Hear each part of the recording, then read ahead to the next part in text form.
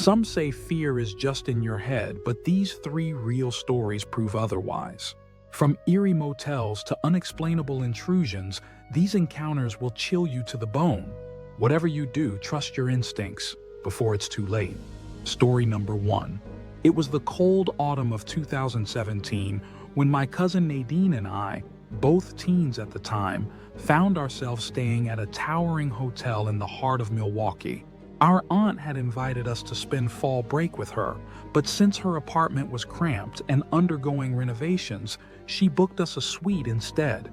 Nadine was only 11, and I, being 15, was naturally tasked with keeping her company while our aunt handled check-in. The hotel lobby was dimly lit with an eerie greenish glow from overhead lamps, and jazz music hummed faintly through dusty speakers. We plopped down on a leather couch near the fireplace, our backs to the front doors. That's when I noticed a man in a long gray trench coat walk in. He looked around 50, salt and pepper beard, and thin framed glasses that magnified his cold, unreadable eyes. Instead of approaching the counter, he sat in the corner lounge chair directly across from us, just watching. I nudged Nadine.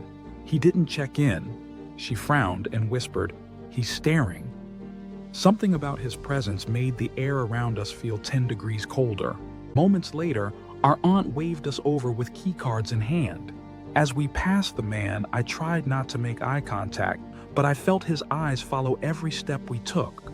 Creeped out but trying to stay cool, we shrugged it off and headed up to room 405. We settled in, unpacked a bit, and then left to grab dinner and visit our aunt's place. That bizarre man faded from my thoughts for a while. We returned just after 8 p.m. Our aunt handed us a bag of microwave popcorn and told us to enjoy the pool before bed. We got changed and headed down to the basement level where the indoor pool glowed beneath flickering fluorescent lights. The place was deserted, quiet, save for the slosh of water as we slipped in. That's when the elevator dinged. Guess who walked in? Same guy. Trench coat gone, but he still wore heavy jeans and a thick hoodie, completely out of place for a poolside setting. He didn't say a word. He sat on one of the recliners, leaned back, and just stared at us. Nadine clung closer to me, whispering, "He followed us, didn't he?" I nodded slowly, my pulse thudding in my ears. We tried to act casual, playing in the shallow end, but the man didn't take his eyes off us once. 5 minutes passed. 10. He didn't move. Then, like a sixth sense, our aunt appeared at the glass door. Her face was pale as paper. She motioned for us to get out immediately. We obeyed. She wrapped us both in towels, gave the man a final glare, and ushered us back to the elevator. He watched us go with an expression I'll never forget, like he was disappointed.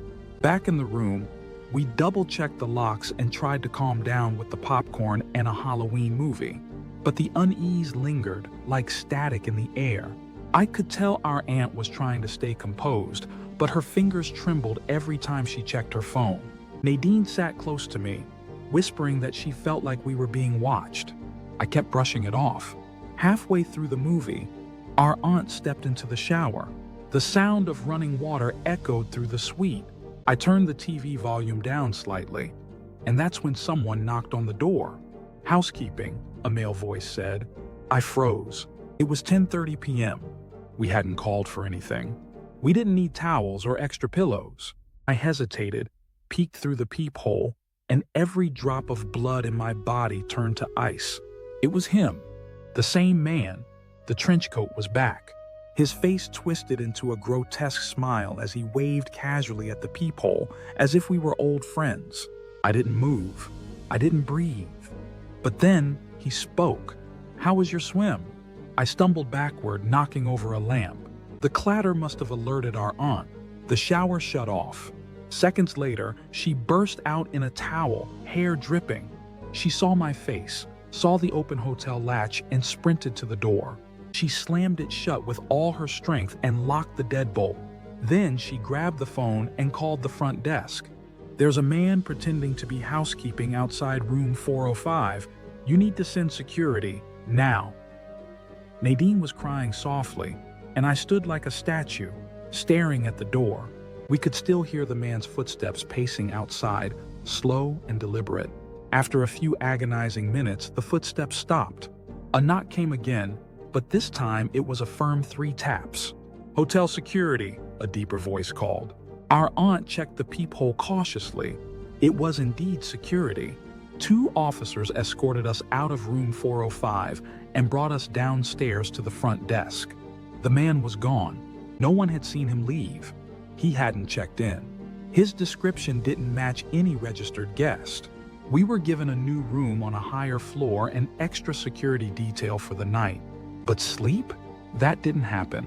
We spent the night huddled on the bed, all lights on, the TV blaring cartoons, waiting for morning. By dawn, we checked out, 2 days early. To this day, we don't know who he was. Not a guest, not a worker, just someone lurking, watching, waiting. It made me think, how often do we brush off unease? How many times do we ignore that creeping sensation when someone just doesn't feel right? Don't ignore it. And if you ever hear a knock after dark in a hotel room, never open the door.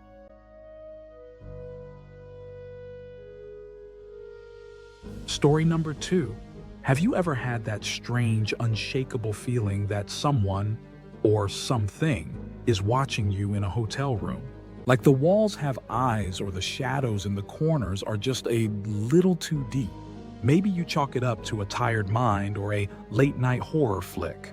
But what if those feelings weren't your imagination? What if your childhood fear was just waiting to come true? It was November of 2021. I was 27, working as a freelance media consultant for a startup based out of Seattle. They had flown me down to this little town in Oregon called Maplebrook for a regional meeting. There weren't many hotels in the area, so they booked me into this old-fashioned inn called the Crestwood Pines. Nothing fancy, just a 2-story place tucked behind a closed-down diner in a foggy parking lot. But it was clean, quiet, and the kind of place that didn't ask many questions. I arrived around 6 p.m., checked in with a tired-looking clerk who barely glanced at me, and went straight to my room on the 2nd floor. Now, ever since I was a kid, I had this weird paranoia about hotel rooms. I'd imagine people hiding behind the curtains, in closets, under the bed. My parents used to call it the sleepover curse, because I'd always end up crawling into their bed or calling them from a sleepover crying. Eventually the fear faded, mostly. But that night in Crestwood Pines, it came back like a freight train. I remember setting my suitcase down and flopping onto the bed. The air smelled like mothballs and cheap bleach. I kicked off my boots, ordered takeout from some Chinese place across the street, and put on a movie. Ironic, really. I picked Hereditary. I thought the terror in the movie would cancel out my own nervousness, but it only stirred the pot. Halfway through, I kept hearing these faint, crisp cracking sounds, like dry leaves or bubble wrap being crushed, just once every so often. I paused the movie, but the sound stopped too. I blamed the old heating system and turned the volume up. The food arrived. I ate, took a long hot shower, and decided to knock myself out with 2 melatonin capsules. As the credits rolled, I turned off the TV, curled up in bed, and let the soft hum of the air conditioner lull me to sleep. Or so I thought. I woke up hours later, confused and disoriented. The room was pitch black, like suffocatingly dark. I reached over to the bedside table and fumbled for the lamp. That's when I heard it. Not a creak, not a crackle, but the unmistakable sound of movement, fabric rustling, something brushing against luggage. My heart dropped into my stomach. The lamp flickered on, and there he was, a towering man, easily over 6 feet tall, wearing all black, hoodie drawn tight over his face. He had his back to me, rifling through my duffel bag with calculated urgency. For a moment, I thought I was still dreaming, caught in some night terror haze. But then I saw him pick up my wallet and my grandfather's vintage Seiko watch. That jolted me into reality. I screamed, a raw, panicked screech that didn't sound like me. The man froze. For a split second, we made eye contact. Or at least I think we did. I couldn't see his eyes, but I felt them. Cold, empty. He bolted, slamming the door open with so much force it dented the wall. I stumbled out of bed, breathless, shaking, and locked the door behind him. Then came the adrenaline, the horror of what had just happened, the realization that someone had been in the room with me while I was sleeping. I dialed 911, hands trembling, voice cracking. The dispatcher kept asking if I was safe, if I had seen a weapon, if anything else was missing. Cops showed up about 10 minutes later, did the usual sweep, asked the usual questions. The door hadn't been broken, no sign of forced entry, which meant he either picked the lock or he never left. I looked around the room, and that's when something clicked. That damn closet. I had barely opened it when I arrived, just tossed my coat in and shut it again. But when I opened it now, something was off. There was a faint, lingering scent. Sweat, maybe? Old cologne? A musky scent of someone who had been hiding there for hours. The officer stepped in and noticed it too. "Could have been hiding in there since before you checked in," he muttered. I stared at him, horrified. Some drifters squat in hotels. Sometimes they sneak into rooms during housekeeping shifts, hide in closets, wait until night. I wanted to throw up. The hotel had no working security cameras. The locks hadn't been updated since the early 2000s. And when the staff finally checked the registry, the name I gave them, the one in the check-in log, wasn't the one assigned to room 214. Someone had switched it, which means either the system was compromised or someone inside the hotel helped him. I didn't sleep that night. I sat in the lobby, under the pale glow of vending machines, waiting for daylight. The police took a report, but I never heard back. No updates, no arrests, no closure. After that, I developed some odd new habits. I wedge a chair under the doorknob every time I check into a hotel. I pull open every closet door, every shower curtain. I inspect the ceiling tiles and behind the TV, not because I'm paranoid, because now I know. That feeling you get? The one you dismiss when your brain tells you something isn't right? Listen to it. Because sometimes the worst kind of monsters don't hide under your bed. They hide inside your room. So if you're watching this from a hotel bed tonight, maybe just check the closet before it checks you. Please like, comment, share, and subscribe. Story number 3. There's a strange tension that builds in the air just before something truly terrifying happens. You can't always explain it, but sometimes your gut warns you, tells you to run, to leave, to escape. But what happens when you ignore it? Let me take you back to a rainy Thursday in the fall of 2022. I was 23 at the time, living in a tiny suburb just outside of Portland, Oregon. The town was forgettable: gray skies, sleepy streets, a gas station that closed too early, and neighbors who avoided eye contact. It's the kind of place where everyone has secrets and nobody talks about them. Things at home had been falling apart for years. My mom had passed away when I was 17, and my relationship with my stepmother had been deteriorating ever since.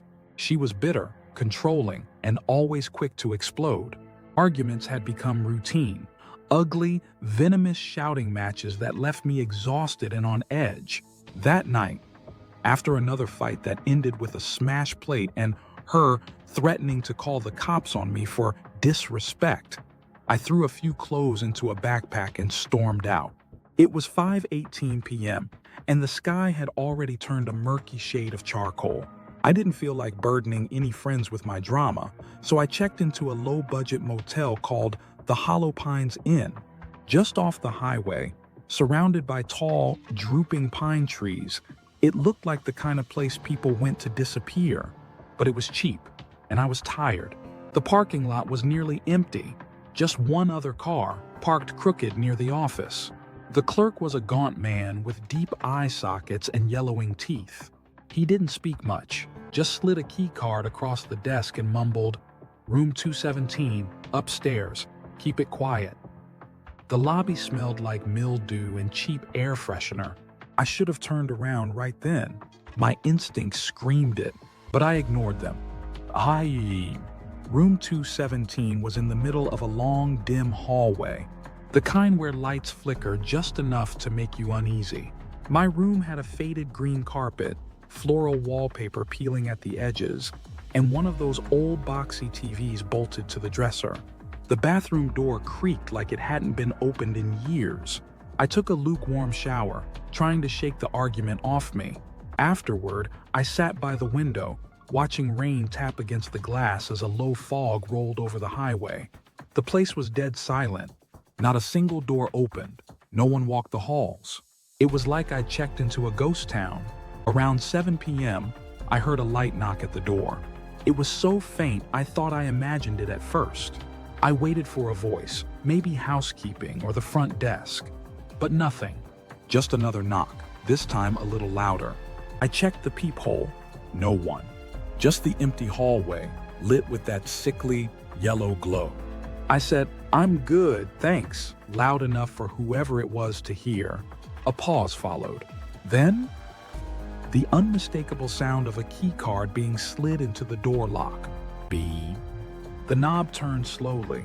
"Hey, not right now," I called out, backing up. The door inched open, and then, without warning, slammed shut so hard the whole frame shook. My heart stopped. I raced to the hallway and swung the door open, ready to give someone a piece of my mind. But the hall was empty, silent. To the left, nothing. To the right, I caught just a glimpse of a figure disappearing around the far corner. A woman, maybe? I only saw the back of her, gray hair, hunched shoulders, and an odd limp. How did she move so fast? I muttered, already walking toward the corner. The hallway bent sharply to the left. When I turned it, nothing. Just closed doors lining the walls. No footsteps, no creaks, just silence. I headed down to the front desk to complain. The clerk was gone, but an older woman with thick glasses and a red sweater was sitting behind the desk. She looked up from her crossword and smiled faintly. "Probably just Carla," she said when I told her what happened. "Who?" "Housekeeping. Works weird hours. Bit of a space cadet. I'll talk to her." It was a weird response, but I nodded, thanked her, and left. I was hungry and wanted to clear my head, so I drove a few blocks to a local diner. It was nearly empty, just an old couple sipping coffee and a waitress scrolling through her phone. I sat in a booth by the window and stared at the glowing red neon sign outside. For the first time in hours, I felt almost normal. When I returned to the motel around 9:00, the air felt wrong, thicker. The hallway lights were even dimmer now. I opened the door to room 217 slowly and paused at the threshold. It was ice cold inside, colder than it had any right to be. The heater wasn't running. I flicked the light switch. Nothing. The bulb above the bed buzzed faintly, then popped with a sharp crack, plunging the room into a dim amber haze from the bathroom's flickering overhead. My breath came out in little clouds, and goosebumps prickled along my arms. Something was off. I set my keys on the dresser and moved cautiously toward the bed. That's when I saw it. The closet door, previously shut, was now slightly ajar. I froze. I hadn't opened it. I was sure of that. I had thrown my bag on the chair and hadn't gone near the closet. But now, it was cracked just wide enough to see pitch blackness inside. I slowly reached for the lamp on the nightstand, switched it on. Nothing. A familiar creeping dread wormed its way up my spine. I crossed the room, heart pounding, and with one quick breath, yanked the closet door open. Empty. Just my reflection in the long, dusty mirror bolted to the inside of the door. I almost laughed at myself. Almost. But then I noticed it. On the mirror surface, faint and foggy, like breath against glass, was a single word: stay. My knees went weak. I stumbled back, eyes locked on the word as it slowly faded. I spun around, suddenly feeling watched, exposed. The air in the room had changed again, heavier, like something unseen was taking up space beside me. I didn't sleep. I sat up on the bed, every light I could find switched on, blanket around my shoulders, jumping at every creak of the floorboards or whistle of wind against the window. At 2:13 a.m., I heard it again. A knock. 3 sharp, deliberate raps on the door. I didn't move. I just stared. A pause, and then another beep of the key card. The knob turned, slower this time. I leapt up and braced the door with all my weight. My shoulder pressed hard against it, but there was pressure on the other side. Someone, or something, was trying to come in. I shouted, "Go away! I'm calling the police!" The pressure stopped. Silence. Then, a low whisper, barely audible through the door. "You shouldn't have come back." I staggered away, breath shaking. I grabbed my phone, but it had powered off. Dead battery, even though I was sure it was over 60% earlier. I didn't sleep. I didn't even sit down. I waited all night by the door, clutching the metal lamp base like a weapon. By morning, the room felt normal again. The temperature had risen. The closet door was shut. The lights worked. Even my phone powered back on like nothing had happened. I bolted out of that motel as fast as I could, not even bothering to return the key. I drove home in a daze, rain streaking across the windshield. Later that week, curiosity, or maybe stupidity, got the best of me. I Googled the Hollow Pines Inn. Buried beneath outdated reviews and motel listings, I found a forum thread from 2009. One post stood out. Stayed in room 217. Lights didn't work.